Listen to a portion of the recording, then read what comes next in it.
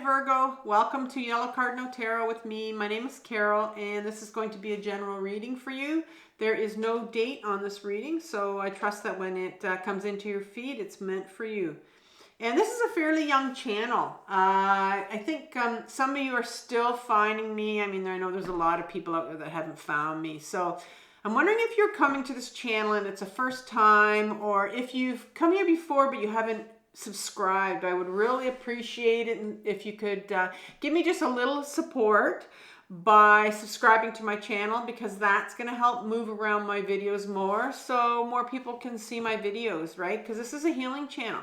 It's all about shadow work, and I know a lot of people out there are looking for some help, and I would definitely love it if you could subscribe so that it can help move my videos. So today's reading, we're going to be looking at your blind spot, Virgo. Now, when I talk about doing a reading on a blind spot, because I've done it before on this channel, I always think of the Blind Spot Oracle cards by Teal Swan. And this is, I think, one of the first decks I bought, especially the first Oracle deck for sure. A little bit different, because they have what are called sigils on these cards, and they look like they're symbols, but they're not. They actually have, Teal Swan said it herself, that they have magical powers to it, because what they do is, by me pulling it, and I did pull this one for you, number 12, right before we came on, because I like to look at it, I like to read about it and pick out the most important parts for you. It has like this magical power that's able to help you see a blind spot about a particular situation that you're in, right? It's not a symbol, it's not a theme, it's more of a power that's here, like an energy that's going to help you see it. So, I mean, I looked at this carefully, and if you look at it, the first thing I saw before I even read the description were the hearts in there, right? I couldn't help but seeing that there's a lot of heart in there. So I thought, I wonder if that's going to be a reflection of what this card is, because I had no idea. So, and I think I was right a little bit in seeing those hearts in there. So your card for you with the sigil you have is called Your Goodness.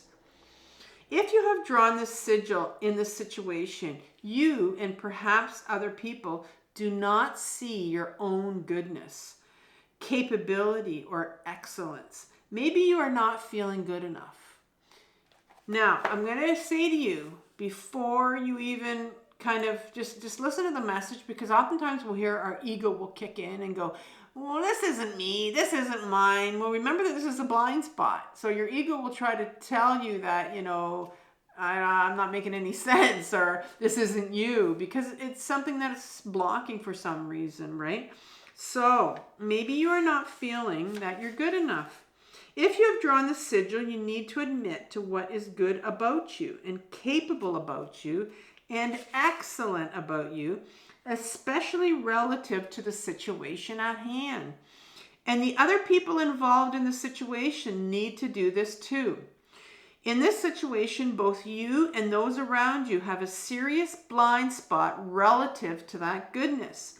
Instead, all you and potentially they see is badness and wrongness. Whoa. Whoa. So definitely there's either you not feeling good about yourself, other people, and you know, if you're not feeling good about yourself, then that's what the type of people that you're going to invite into your life that are going to keep on giving you the reason why. They're going to give you proof of why you're not good enough, right? And so it just becomes this vicious circle. So let's I need to dig deep into this one. So we're going to use Tarot of the Abyss to start off with, and I'm going to ask 3 cards. The first thing I'm going to do is I'm going to ask for what situation or issue or decision you're facing right now. It could be a pattern too. What's going on with you regarding this?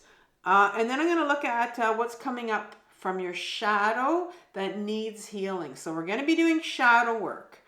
And because it's very important, because whatever needs healing right now with you, probably around your self-worth, is going to be coming up from your shadow to heal. And it's going to be what drives or has the most impact on the situation that you're sitting in right now. And then I want to look at what guidance the tarot has for you as how you can begin to heal this, right? This is a healing journey. It's not something that can happen like this. I won't give you a magic pill, but the tarot will give you something, okay, this is what you need to focus on. And then I'll help you out by suggesting some videos from my other channel called Carole Cares. And there's some really good videos on there to help you with certain things you need to look at, including your emotions in particular and other things that I've put on that channel, other videos. So let's begin with asking, I'm hoping that this deck will just spit out one card for each topic. So let's start off with the situation issue that Virgo's dealing with right now. One card for that. Sometimes it'll spit out two, but we'll see how it behaves today. Maybe that was the word I was looking for. Virgo, one card, one card, one card, one situation for the situation. There we go. You have the Eight of Pentacles in reverse. I need a card for what's coming up from my shadow, from your shadow that needs healing. What's coming up from Virgo's shadow that needs healing? One card for that. And it's going to be directing or having the most impact on this Eight of Pentacles.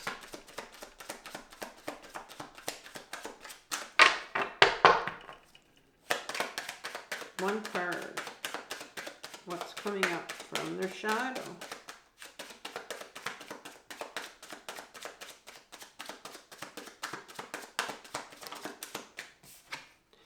The Death card.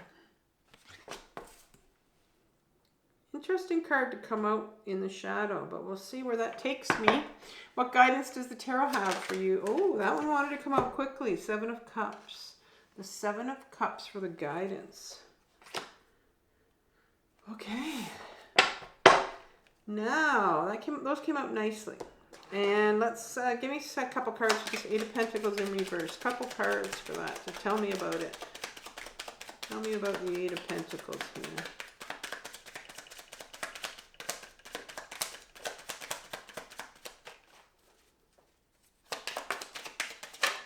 There we go.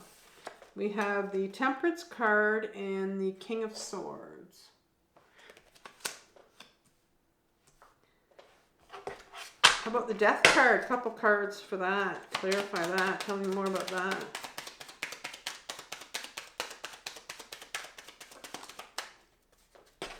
Okay, you have the Nine of Swords and the Knight of Wands behind your Death card.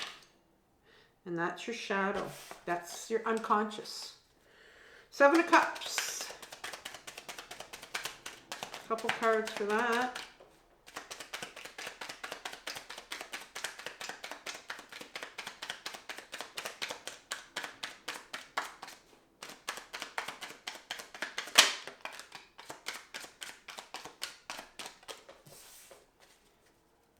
One more.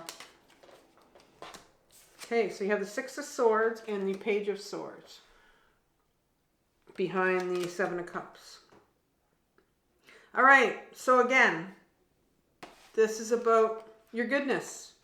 You're not seeing your goodness in this situation, or someone else is not seeing it. Yeah, so your goodness.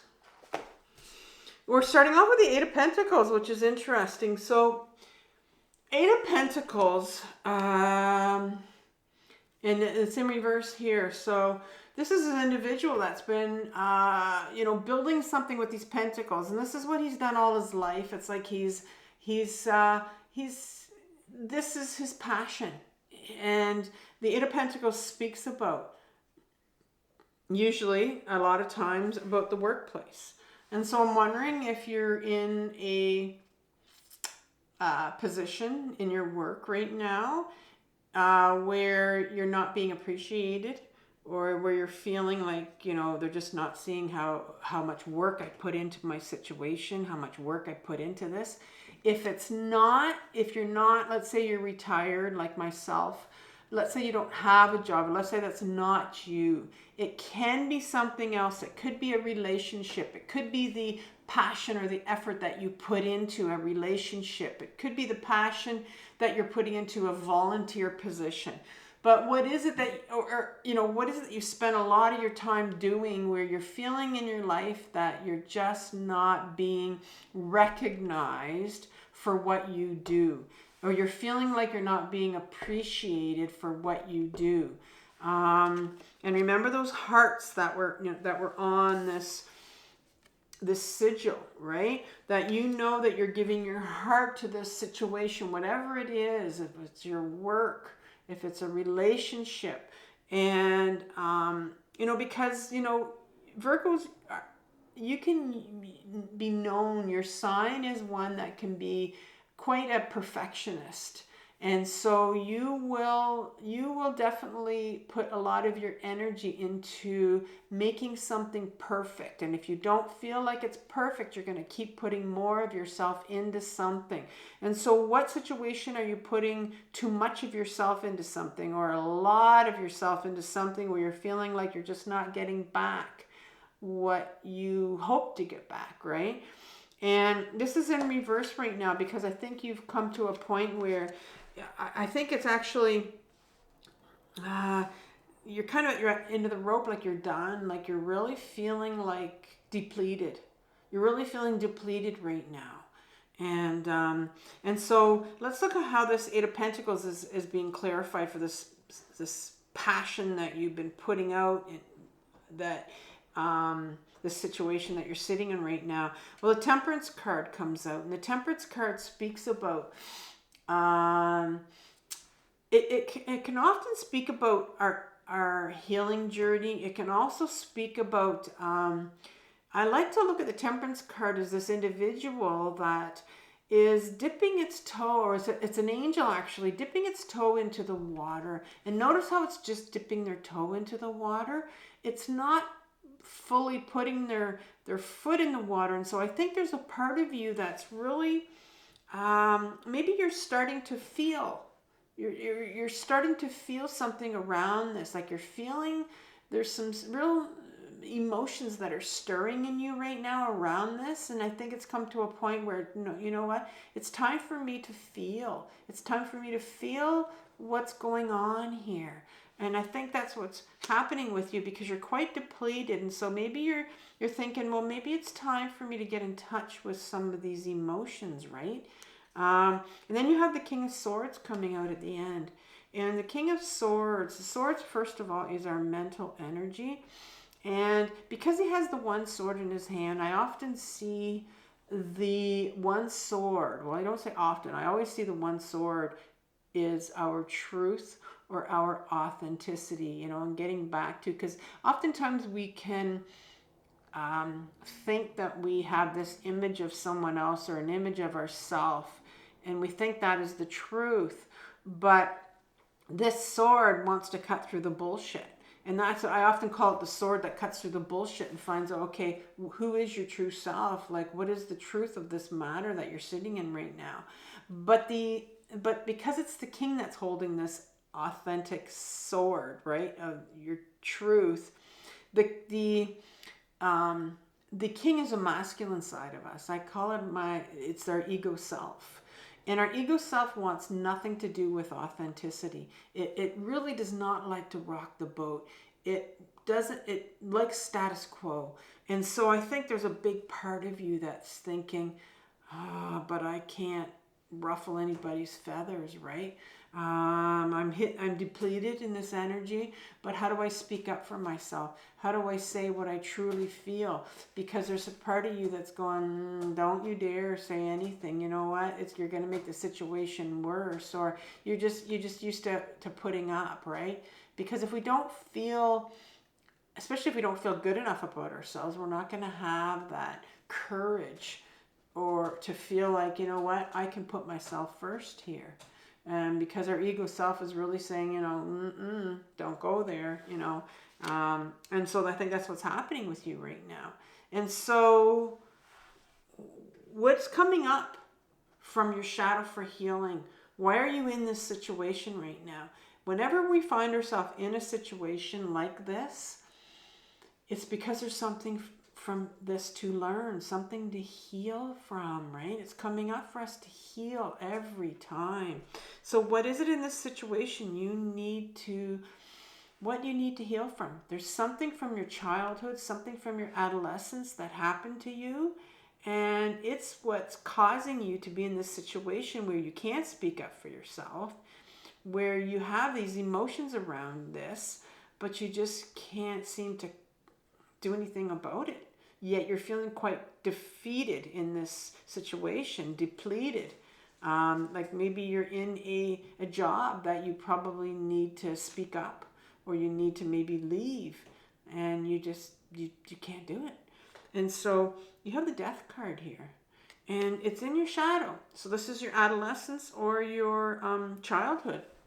And so the Death card speaks about, usually when it's not in your shadow, it's a card that talks about things that need to go in your life, things that need to leave you, or things that are people that we need to walk away from sometimes, right?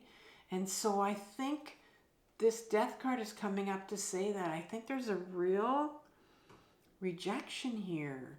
I think the whole thing of feeling rejection, no, I think there's a fear on your part of being rejected when you do this, right? I think the last thing for a perfectionist would be to want to be rejected and to say that, you didn't do a good enough job, or, I mean, it would just be very, very difficult.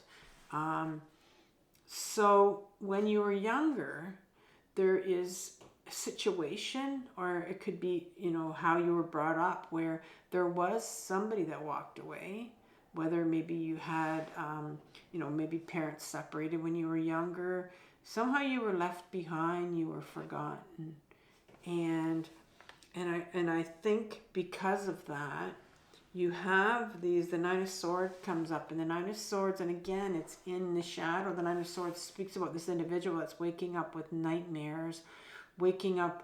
I always look at this card as a memory card. So you have memories around being left behind, being rejected, forgotten, right? Where you just felt like you don't matter.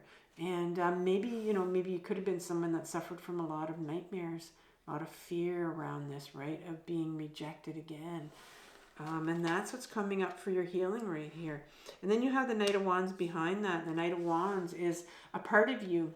Usually I say it's an adolescent part of you that has this wand in their hand. And wand is about, the suit of wands is about taking action and going towards your creativity, breaking away from being that non-conformist, being that person that wants to be themselves, right? Wants to do what they want to do, wants to be different, wants to be creative, wants the freedom to do that. And that's buried in your shadow.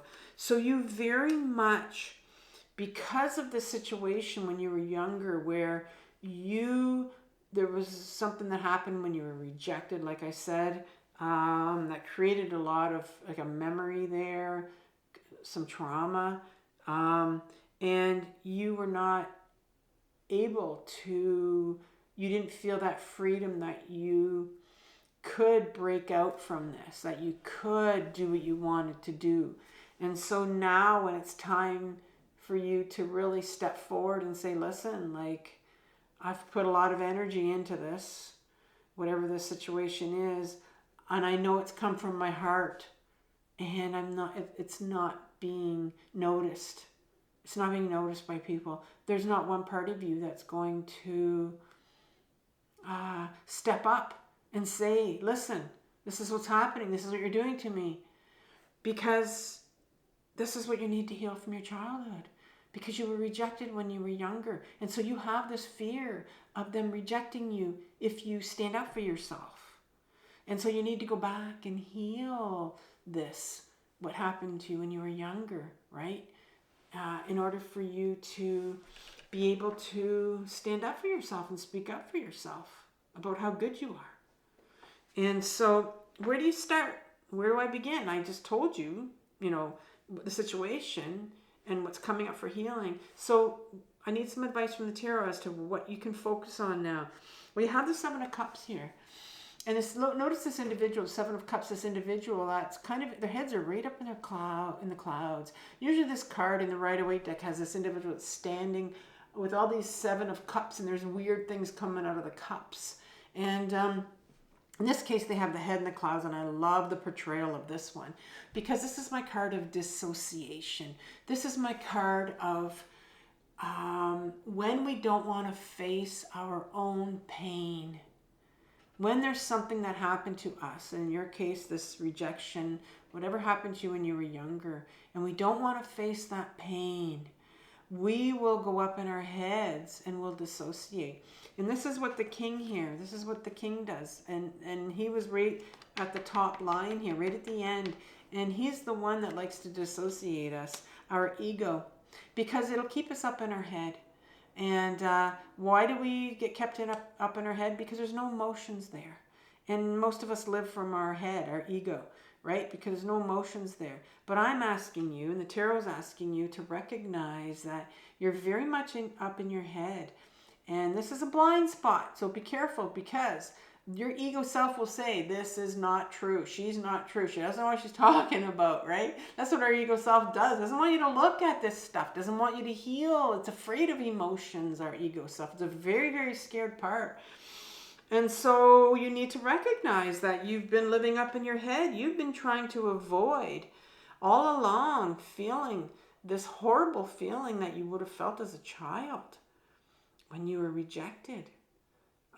When you were left out, you know, maybe it's, maybe you were bullied, you know, it could have been something happened to you when you were in the schoolyard, something your parents did to your caretakers, but there's something there that you need to get to that's preventing you from saying, you know, listen, I'm a good person and I'm being portrayed as not being a good person when you know you are. But you can't speak up for yourself. And so Page of Swords comes in here. You know, Page of Swords is, again, we're talking about guidance from the tarot. Page of Swords is your inner child. And this page, this inner child of yours has the sword again of authenticity. Remember I talked about the king having the sword of authenticity here, our ego self? But now you have the page, and you have an inner child right here, around 4, 5, 6 years old, that knew who they were. Our younger self, really young self, knows who we were. When we came on this planet, we knew who we were. But people around us, things happen to us, trauma happens to us, and that changes our whole view of ourselves. And so there's a part of you, an inner part that knows who you are, that remembers who you were before this happened. And right now it's tugging at your pant leg saying, listen, you need to feel those feelings that I couldn't feel when I was younger, when I was rejected. I was too young to feel that. No child can feel those horrible, horrific feelings of feeling rejected and forgotten. And so this inner child says, I have these memories and I need to feel these big emotions that I'm holding. I need you to feel them now for me. And in order to do that, this is the very important card. This is a very important card that this ends with. And I think I'm going to focus on that one because here's the Six of Swords. You have this gondolier man taking this woman and child to safer waters. Look at the difference in the water here at the bottom of the card. It's very, very wavy and rough. And he's going towards that smooth water right there, right? And so when we do this work, when we're on our healing journey, it's very, very important that we need to be safe. This is my safety card. And it's coming out for you as a last word of piece of advice from the tarot. You need to be safe right now, Virgo. Maybe you're in a situation where you're with someone Maybe, like I said, you're at work. It could be a partner you're living with. It could be family member. There's a situation here where you're not safe. You need to get yourself safe, first of all, before you can start to do some of this feeling that you need to do around being rejected, right? And so I'm going to say, because you had this card of dissociation, I'm going to say, I'm going to leave you with a video, a playlist actually, that I did on grounding yourself, centering yourself, learning how to ground yourself every day, sometimes 3 times a day, because we don't know that we're dissociated until we can find out what it feels like not to be dissociated. And I had to get to that point where I go, okay, I can tell I'm really dissociated right now, because I learned how to ground myself and find out what it feels like not to be dissociated. And so I think you need to find out what it feels like not to be dissociated, so that you know what it feels like to be dissociated, right? And so it's time for you to focus on getting back in your body. And so I want you to have compassion for yourself for what you're working through. The healing journey is the most difficult journey of your life, but it's the most important one. And so have compassion for yourself for what you're working through. And stay safe. There's a real message here for you to get safe, Virgo. All right? Talk soon. Bye-bye.